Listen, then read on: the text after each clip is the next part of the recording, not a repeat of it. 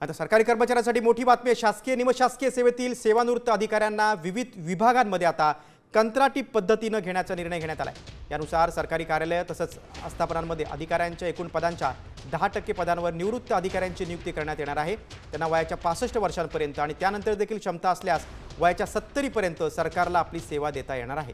मात्र कंत्राटी पद्धतीने सेवेत घेण्यास अधिकारी संघटनेने विरोध केला। आपण अधिक माहिती घेऊ। आमचे प्रतिनिधी गणेश कवडे आपल्यासोबत फोनद्वारे जोडले गेलेले आहेत। गणेश, 65 वर्षांपर्यंत आता कंत्राटी पद्धतीने कर्मचाऱ्यांना घेता येईल, मात्र या निर्णयाला विरोध देखील होतो, काय सांगशील?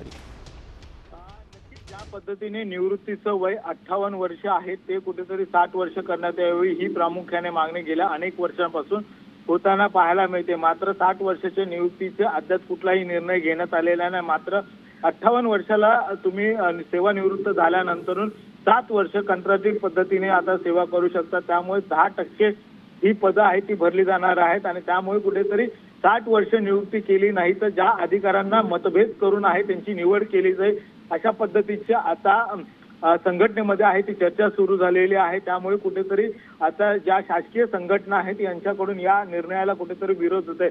त्यामुळे सरकार यावर पुनर्विचार काय करते का हे देखील पाहणं आता गरजेचं आहे। गणेश, तुम्ही सविस्तर माहिती दिलीत त्याबद्दल धन्यवाद। सेवानिवृत्त अधिकाऱ्यांना निवृत्त झाल्यानंतर पुन्हा कंत्राटी पद्धतीने घेण्याचा सरकारचा निर्णय आहे, मात्र या निर्णयाला संघटनांचा विरोध आहे।